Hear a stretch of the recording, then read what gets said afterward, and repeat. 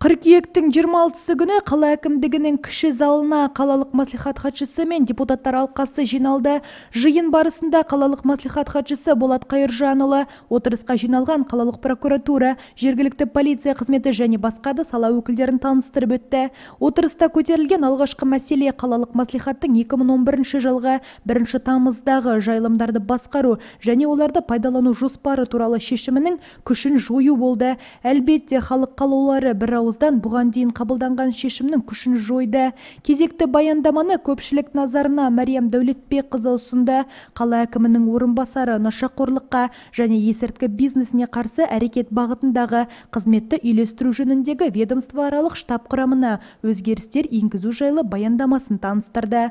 Айтулы жиында көтерілген соңғы мәселе есеп түрінде болды. Бұл ретте жергілікті полиция қызметінің ағымдағы жылдың 8 айында атқарылған жұмыстарға есеп берілді.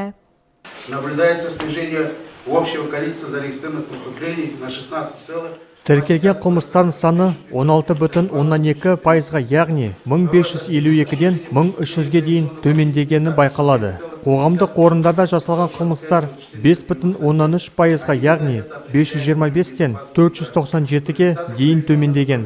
Ол азаматтардың қауіпсіздік деңгейін белгілейді. Жергілікті полиция қызметі басшысының сөзіне сенсек, бөтеннің мүлкін ұрлау қылмыстары сирегені байқалады. Осындай қылмыстарды алдын алу мақсатында бей-берекет отбасыларды бақылауда ұстаймыз дейді Елнұр мырза. Одан бөлек мал ұрлау қылмыстарының саны да төмендеген. Бұл қылмыстардың санын жергілікті полиция басшысы сызбалармен көрсетуді жөн көрді. Осы орайда баяндамашыға да депутаттар тарапынан сұрақтар қойылып жатты. Солардың бірі тыйым салынған уақытта заңсыз спирттік ішімдіктер сатқан дүкен басшылығына қандай шаралар қолданатыны турасында болды. Міне, қазірдің өзінде бәйтерек дүкені алкогольді өнімді сату лицензиясынан айырылған. Ал қалған дүкендер бірінші жауапқа тартылу кезінде заңға сәйкес 10 күннен 1 айға дейін лицензиялары тоқтатылады. Бұл тұрғыда қалалық прокуратура да өз көзқарасын білдірді.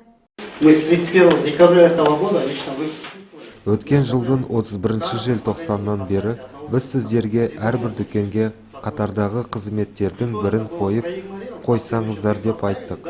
Алайда тек адам өлтіру фактісі тіркелген. Сол сіздер өтінішті орындаңыздар. Ол әрине нәтиже берді.